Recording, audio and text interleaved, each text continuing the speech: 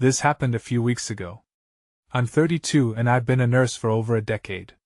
Night shifts are nothing new to me, but something felt different during my third night.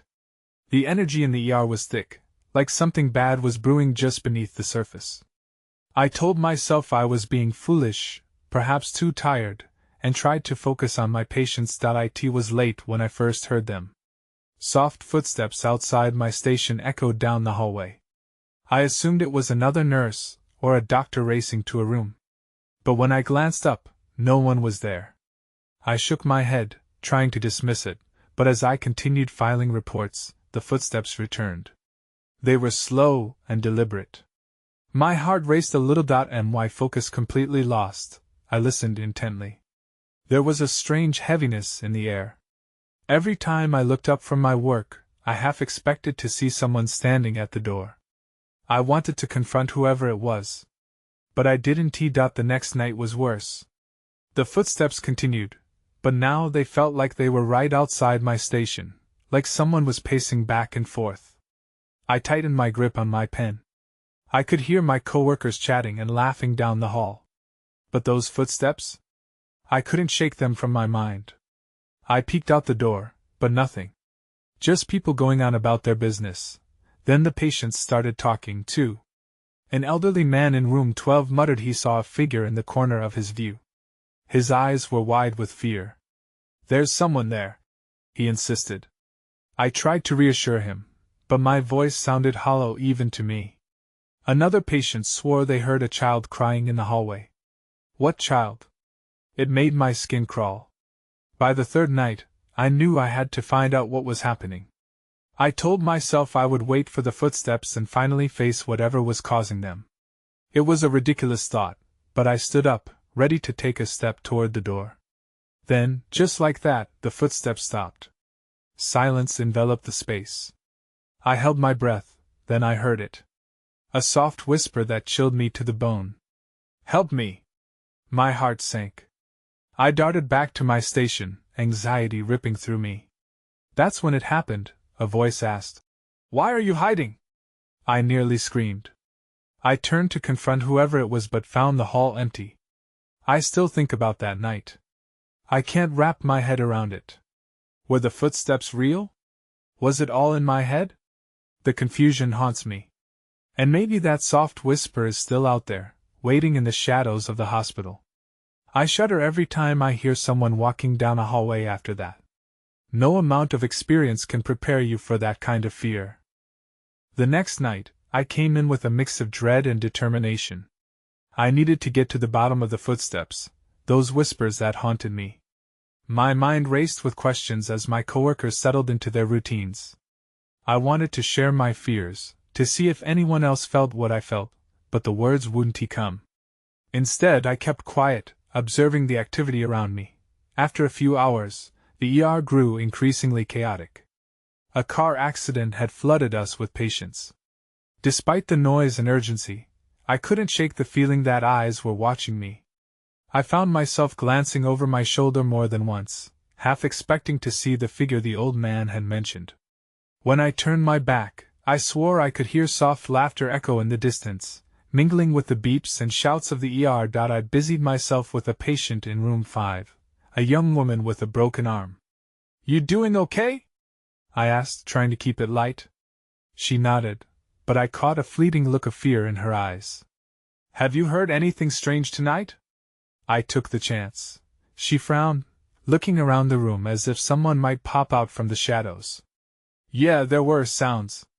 Like whispers," she said. My chest tightened. "What did they say?" I pressed, my heart racing. "I don't know," she replied, her voice faint. But it felt like they wanted something. The thought of being connected to others who shared my experiences sent chills down my spine. I forced a smile and moved on to my duties. Later, I got a break and decided to step outside for some fresh air. I leaned against the wall, trying to clear my mind. It was then that I overheard some nurses talking. They were whispering, which instantly made me curious. "She's not the only one," one said. "You heard the crying in 8 too?" A chill rushed through me. What other stories were hidden in the ER? Gathering my courage, I approached them and introduced myself. "What's going on?" I asked, keeping my voice steady. They exchanged nervous glances before one spoke up. "We think the hospital might be haunted." The word hung in the air. "People have felt things in this ward for years." I gulped. More whispers, more footsteps, a sense of something watching. I felt like I was getting pulled deeper into this mystery, and I wasn't sure I wanted to be involved. Yet I couldn't just let it go. "What do you mean?" I pressed. Then, without warning, the overhead lights flickered before plunging the hallway into darkness for a brief moment. My heart raced. I could hear the whispers again, growing clearer, more frantic. "Help me! Help me!" I turned to the nurses as the lights returned, their faces pale as they grasped tight to one another. "Did you hear that?" I whispered, fear creeping into my voice. One of them nodded, panic setting in her eyes. The laughter from earlier echoed again, this time louder, more sinister. That S when I felt a cold wind swirl past me, sending chills racing down my spine. I turned around, and that S when I saw it, a shadow darting down the hall. My breath caught, a scream building in my throat. I had to confront whatever this was. With every ounce of courage, I stepped forward, prepared to follow the shadow into the unknown. Whatever it was, I knew I was about to uncover something that I wasn't prepared for. I pushed off the wall, heart pounding in my chest, following the shadow that slipped into the corridor. The air felt heavy, thick with an unsettling energy. I squinted into the dim light that flickered overhead, trying to catch another glimpse. Where had it gone? As I moved deeper into the hallway, I tried to silence the voice in my head that screamed for me to turn back. I focused on the whispers that trailed like shadows behind me. "Help me!" they pleaded, and with each echo, the urgency grew. I followed the sound with hesitant steps, drawn in by some magnetic pull. I reached room 8, the door slightly ajar. My stomach flipped. The nurses had mentioned crying in there, but there was only silence now. I pushed the door open slowly, bracing myself for what I might find. Inside, the stark, clinical light made everything sharper, more real. The room was empty except for a single bed, no patient, no nurse. Then, without warning, the door slammed shut behind me. The sound reverberated through the room, and I gasped. Panic surged as I rushed to yank it open, but it wouldn't budge. I was trapped. In the corner of my eye, I noticed something shifting. I turned, and there it was, a dark shape, more defined now, standing by the bed. My breath hitched. It was a figure, a child, shrouded in shadow, with wide, empty eyes staring right at me. "What do you want?" I whispered, the words barely escaping my dry throat. My body tingled with fear, but curiosity eclipsed it. Somehow, I needed to know. The figure pointed to the bed, and suddenly, I could hear the faint sound of muffled cries. It broke my heart. "Is someone hurt?" I asked. But there was no answer, only the relentless whispers swirling around me, urging me to listen. I leaned closer, scanning the bed for any signs of danger, when I spotted an old, worn teddy bear lying there. Its fur was matted, almost as if it had been forgotten a long time ago. As I reached for it, the figure twisted away, a flicker of despair crossing its shadowy features. Then the whispers turned frantic. "Don't leave! Don't leave!" There was desperation in their tone, and it sent a shiver through me. I wouldn't abandon them, I couldn't. My fingers brushed the bear, and an icy rush engulfed my body. In that moment, a surge of memories flooded my mind, fragments of laughter, cries for help, and then the haunting final moments of a child. I stumbled back, tears stinging my eyes. Had this kid been a patient here? Was this why the hospital felt so heavy? The shadows were their echoes, lost souls looking for closure. Suddenly, the lights in the room blinked violently, plunging everything into darkness. My heart raced as a scream ripped through me, and I braced myself against the wall. The figure was gone. I strained to hear over the pounding of my heart, but the cries had stopped. Just then, the door flew open, revealing one of the nurses from earlier. "What happened?" she asked frantically. I could barely gather my breath. "I saw a child." But before I could explain further, The whispers returned, louder now. A sense of urgency flooded the room. The child wasn't done with me yet. The nurse grabbed my arm, pulling me out into the hallway. We have to go. Now. And as I stumbled back into reality, I realized I wasn't finished digging into this mystery. It chased me like a patient waiting for help, and I could only hope that understanding what happened would finally set those lost souls free. I stood in the hallway, my pulse still racing as the nurse's grip tightened on my arm. You shouldn't be in there, she said, her voice laced with urgency and concern. It's not safe.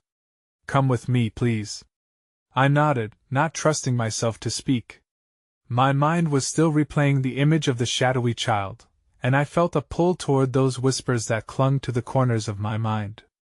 I wanted to know who that child was, what happened to them. But all I could do was follow the nurse down the corridor, feeling the weight of the past pressing down on me. We reached the nurse's station, where a few staff members were gathered, their expressions a mix of confusion and worry. Is everything all right? One of them asked, glancing at me. She was in room 8, the nurse explained, her voice low yet intense. I could see her trying to gauge the reactions of her colleagues. She saw someone. They shifted uneasily, exchanging glances. An older nurse, with gray hair pulled back tightly, stepped forward. What did you see? She asked, her eyes piercing. I hesitated, torn between fear and the need to share what I felt. A child. A figure in shadows. They pointed to a teddy bear on the bed. When I mentioned the bear, I caught a flicker of recognition cross her face. Did you hear the cries? She pressed, and I nodded. What do you mean? I asked, confused by the somber response around me. The gray-haired nurse sighed heavily, her shoulders slumping as she straightened. That room, it has a history. We lost a child there, several years ago. It was tragic. Since then, some say they still hear her cries. A chill crept up my spine. But why hasn't anyone talked about this? Why haven't the patients been told? The older nurse exchanged looks with the others, almost as if they were communicating without words. We tried to keep it quiet. There's been talk of hauntings. We do our best to help this child find peace. Collective belief can sometimes protect our patients from what they don't understand. My head was spinning. The whispers I had heard, they weren't just in my head. I never doubted my own sanity, but now everything felt unstable. I forced myself to focus. Can I help? What can I do? The gray-haired nurse shook her head, her expression softening. It's not that simple. You have to be very careful. If she's trying to reach out to you, it could mean there's something unresolved. But amidst the talk, there was something else, something darker. The hallway lights flickered again, the shadows creeping closer together, and I heard the faint sound of footsteps approaching from the distant end of the corridor. I turned to look, heart dropping as I felt the temperature drop around me. I was no longer just afraid. I felt hunted. Stay here, the nurse ordered, moving toward the sound without hesitation. I opened my mouth to protest, but found no words. I was frozen, my instincts screaming at me. As she advanced, I could almost taste the tension in the air. Then I realized the whispers were back. They weren't just echoes anymore. They were growing louder, clearer, demanding attention. And then, as the nurse reached the end of the corridor, the lights blinked out entirely. That's when I saw it, an outline in the darkness, shifting and watching. I had to know what it wanted. The darkness swallowed the hallway, and for a moment, the world fell silent. My heart pounded in my ears as I strained to see through the blackness. The nurse had just vanished, leaving a heavy tension in the air that felt suffocating.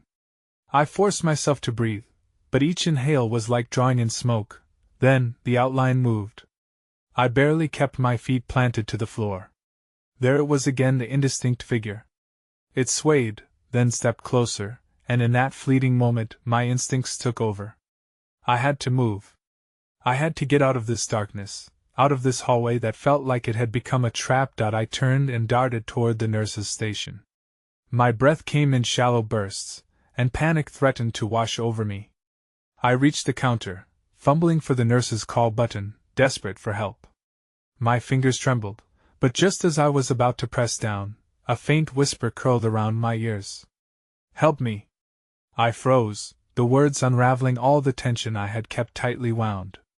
They were soft and sad, filled with longing. I could almost feel the chill of what they carried. I would have sworn I heard the whispers again, the same cries that haunted the gray-haired nurse. But this was different. It felt more personal, as if the child were right in front of me. Instinctively, I turned back toward the darkness, my heart thundering again. "Who are you?" I whispered, the fear breaking through my resolve. The shadow shifted again, and I felt a weight of sorrow envelop me, an emotion so palpable that it sent shivers down my spine. "Help me," it repeated, louder this time, echoing off the sterile walls. My pulse quickened. "What do you need?" I called out, stepping closer despite every instinct urging me to run. I needed to know. I couldn't ignore the child's pleas.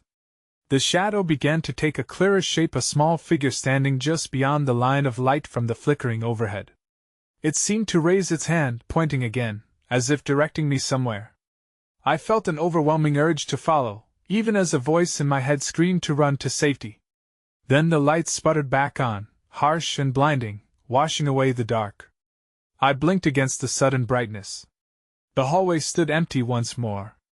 The figure was gone, but the lingering chill remained, cementing fears swirling in my gut. Just then, the gray-haired nurse burst back into the hallway from around a corner, her face pale. "What happened?" I saw her," I blurted out, my voice shaky. "I think she needs something." "The child?" The nurse's eyes widened, and she stepped forward, urgency returning to her expression. "What did you see?" "I don't know, but I looked around, still feeling the weight of the shadows pressing against my back." She pointed somewhere. "I think we need to follow." The nurse hesitated, her expression torn between fear and duty. "Do you really think it's wise?" "We have to try," I insisted. I didn't know if this was foolishness or bravery, but my heart was telling me that this was important. This was the child's chance for peace. As we moved cautiously toward the end of the corridor, I felt every shadow tugging at my sleeves, leaving me to wonder what lay ahead. Where had the child led us, and what if we weren't ready to face whatever had been left behind? As we approached the end of the corridor, I felt a mix of fear and determination. The walls seemed to close in, and I could hear the faintest whispers echoing in my head, a reminder of the child. The gray-haired nurse stayed close, her eyes scanning the shadows that clung to the corners. "Are you sure about this?" she asked, her voice barely more than a whisper. "What if it's dangerous?" "We have to know," I replied, feeling a spark of urgency. "That child is lost. We can't just leave her." As we reached the last door on the left, I pushed it open slowly. The hinges creaked, and the smell of antiseptic hit me harder. A small room lay before us, dimly lit by a single flickering bulb. Hospital beds lined the walls, their sheets stark white under the dull light. But it was the far corner that caught my attention. There, on the ground, was a small doll, tattered and worn, as if it had been left behind for years. It was oddly out of place, and I felt drawn to it. "Look," I said, pointing at the doll. "This might be what she wants." The nurse moved in closer, her brow furrowing. "That doesn't make sense," she said, biting her lip. "There's no record of a child here who had a doll like that." I picked it up gingerly, its fabric thick with dust. As I held it in my hand, I noticed something embroidered on the skirt, a name, faded but still legible: Emily. A chill ran down my spine. "Emily," I repeated, the name rolling off my tongue like a haunting melody.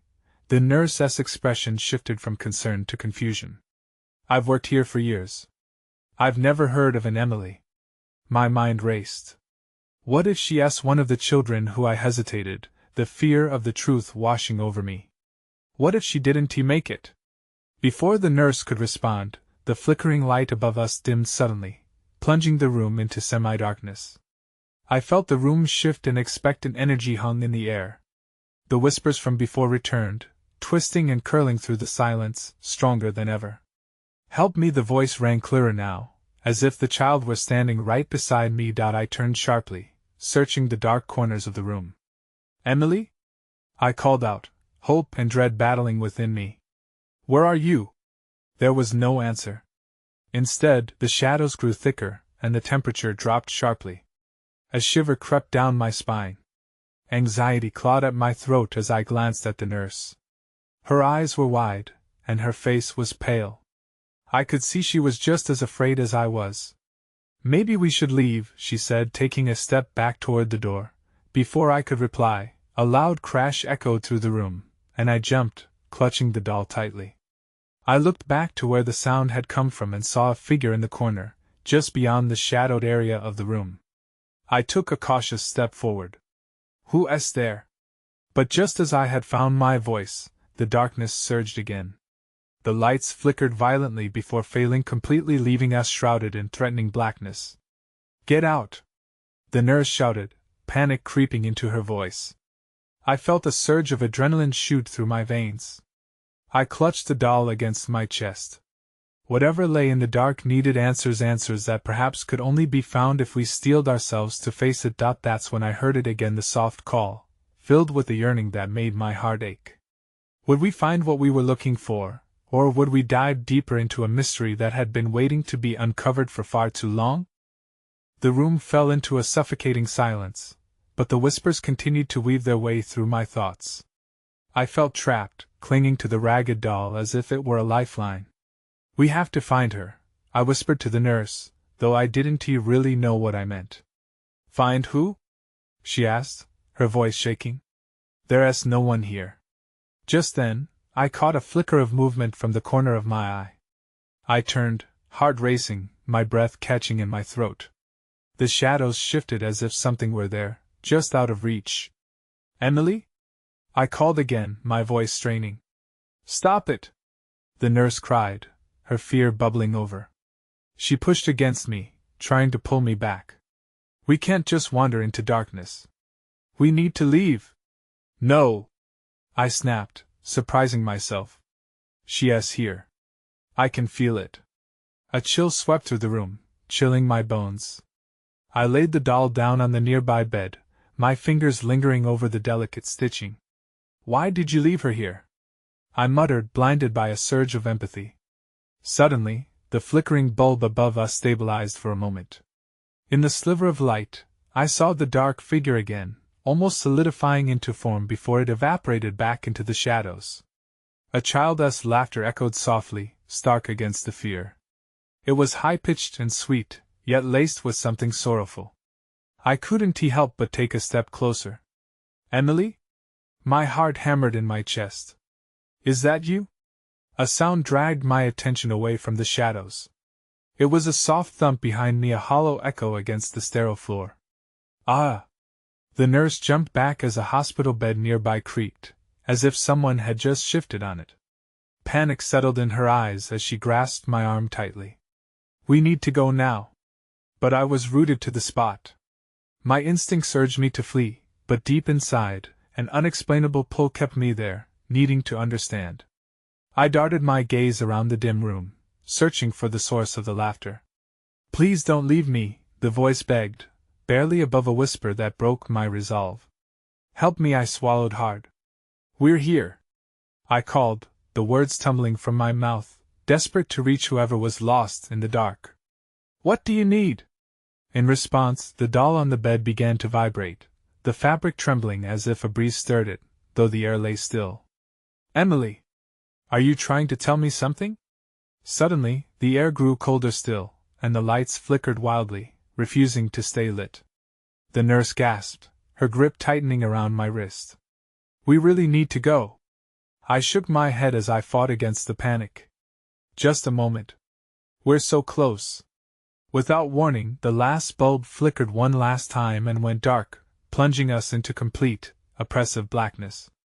Before I could react, something brushed against my leg, a fleeting touch that set my nerves on fire. "Did you feel that?" I asked, but I could barely hear my own voice. Then came the unmistakable sound of tiny footsteps, soft and deliberate, shuffling toward me through the darkness. I felt a rush of terror, but even more so, a stirring of hope. "Emily!" I shouted. I know you're here. And right then, the whispers crescendoed into a haunting chorus, and for a moment, I thought I saw a shimmering glow piercing the black. An outline emerged, a child's form, small and fragile. The world around me faded into nothing but her pleading eyes, drawing me closer. I took a shaky breath as I stepped forward, heart racing. I'm coming! But before I could close the distance, the glow flickered and vanished into the void, leaving me grasping at shadows while the echoes of laughter faded into silence. I stood there, engulfed in darkness, the weight of silence pressing down like a thick fog. My throat felt dry, and my heart raced like a trapped bird. Emily? I called again, my voice barely escaping into the void. Next to me, the nurse was trembling, her breath coming in shallow gasps. We can't stay here, she insisted, her tone urgent. It's not safe. But fear twisted inside me. I had to know.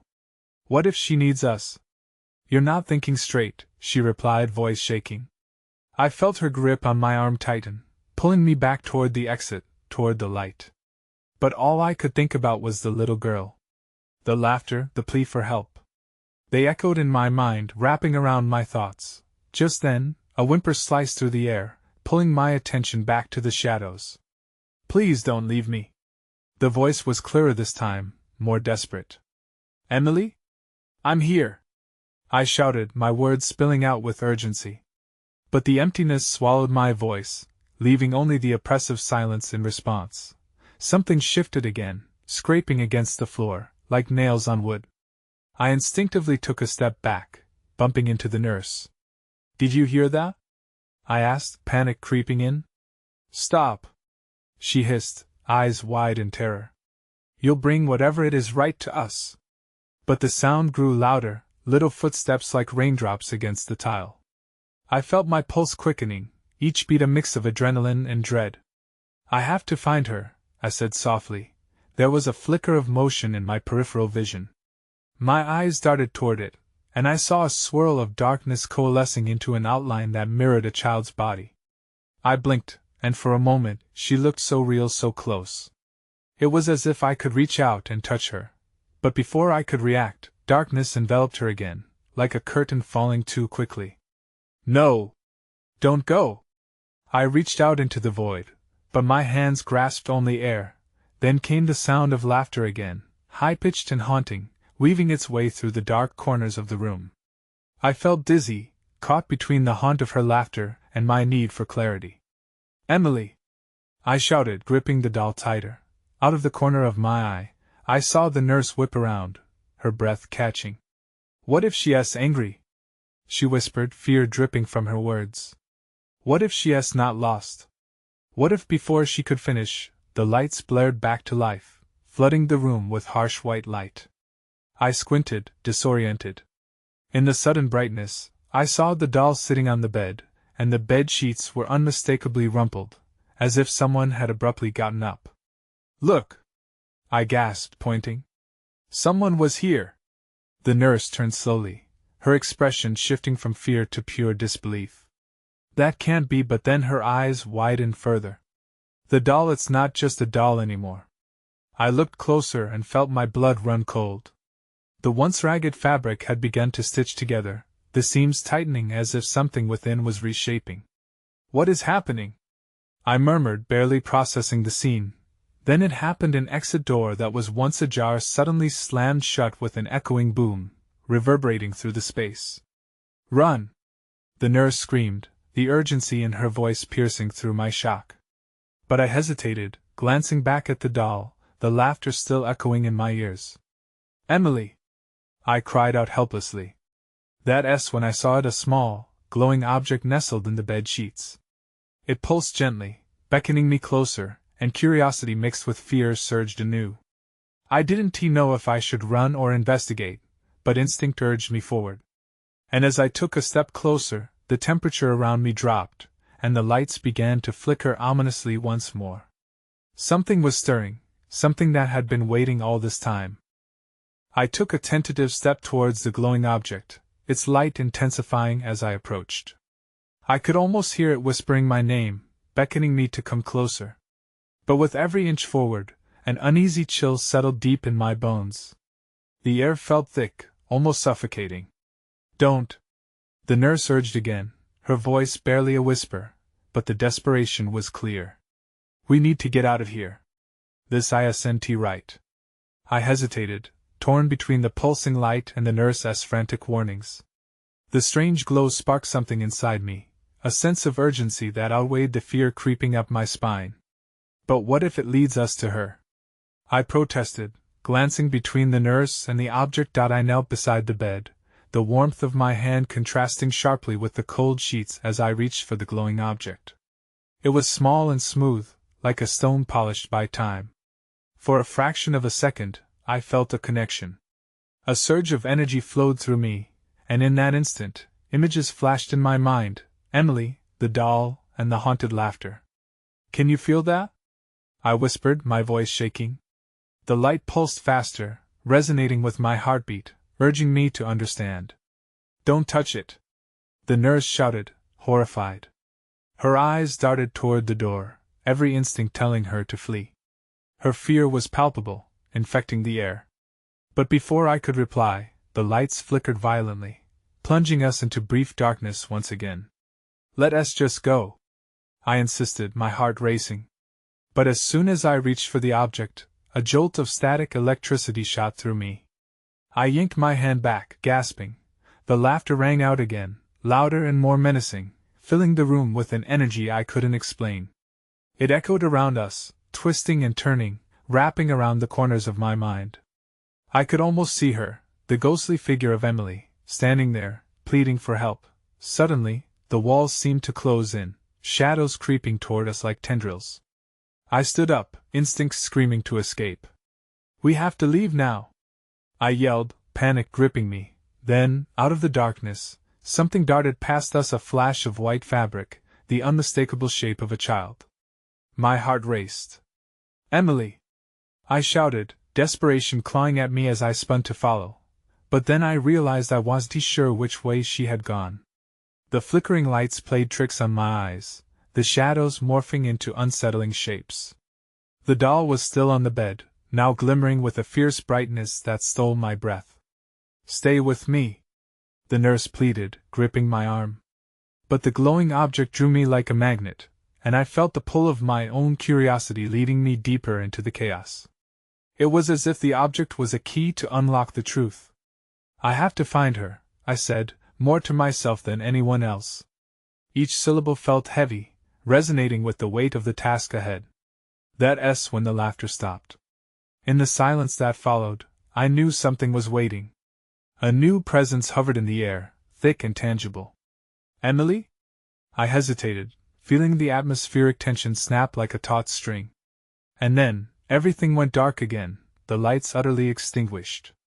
My breath hitched in my throat as I realized I was not alone in the dark. The presence in the space shifted, and I could sense it drawing closer.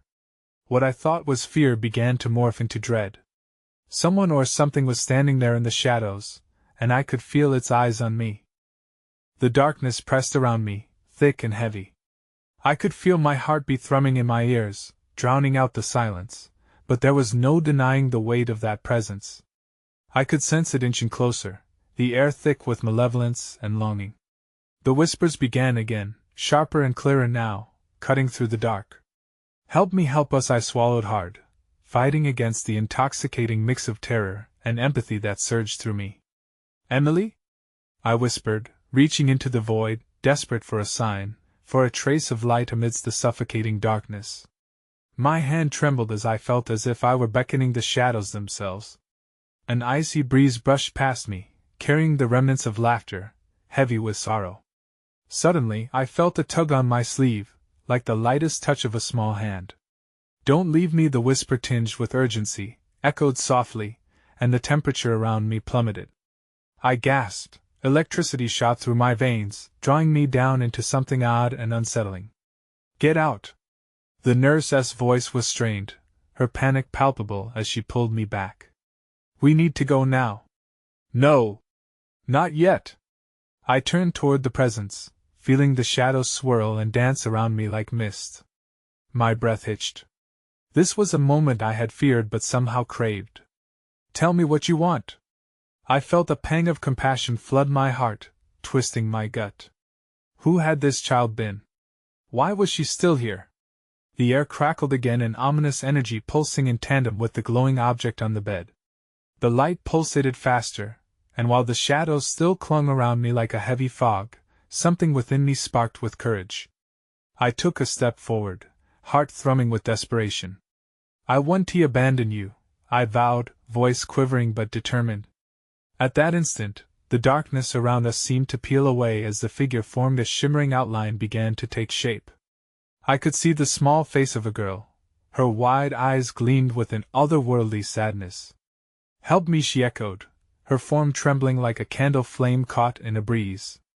Feeling a rush of emotion, I stepped even closer. What do you want, Emily? What happened to you? I asked, words barely escaping my lips. And then, I saw a flicker of hope behind her forlorn expression. The walls began to shift and distort, plunging back into an unsettling silence. For a brief moment, I felt an overwhelming connection, a sense of shared pain we could both understand. I didn't just feel sorry for her. I felt her longing, the need to escape the cycle of despair that bound her to this place. In a surge of bravery, I glanced back toward the nurse, whose terrified face was illuminated by the pulsating light from Emily's focal glow. We need to let her go, help her move on. Are you crazy? The nurse shouted, fear and anxiety writ large in her expression. What if it's dangerous? The glowing doll erupted in brightness, illuminating the room. No! It's time! Let go! Emily's voice rang clear within the chorus of whispers, the pleading tones suddenly harmonizing, urging us toward freedom. No more! No more darkness! I yelled into the void, holding tightly onto the courage that surged within me. We believe you! We will help! Everything went still. I felt a tremor beneath my feet, as if the very fabric of the building began to respond to our determination. Without a second thought, I reached for the spark glowing on the bed, and when the warmth of it seeped into my palm, a surge of clarity washed over me. Emily! I cried out, holding up the doll. The light burst into a radiant glow, illuminating every corner of the room. The atmosphere shifted, and I felt Emily's presence grow closer. The shadows retreated, merging back into the walls. The laughter faded, leaving an echo that felt more like a long overdue goodbye. Help me find peace, Emily murmured, her small voice laced with a newfound strength that I squeezed my eyes shut, willing every ounce of empathy, every hope of healing toward her, toward the burden she bore for so long, and in that moment, I felt it the softest breath of wind, as if the whispers themselves carried her away, lifting her spirit higher. It was a gentle release, an exhale of years of hurt. As the light began to dim, I opened my eyes just in time to see Emily begin to fade, a serene smile etched on her face, her wishes granted at last. With that, the shadows melted completely, leaving the two of us in a room bathed in warm light. We stood there, breathless, the final echoes of a child's laughter lingering in the air, now softened with peace. We did it, I breathed in astonishment, turning back to find the nurse, her wide eyes mirroring my own disbelief. But beneath the surface, uncertainty lingered. Had we truly freed her? I could still hear the faintest traces of whispers on the air, hesitant and incomplete. I clenched the tattered doll tightly, knowing Emily's fate was a whisper away.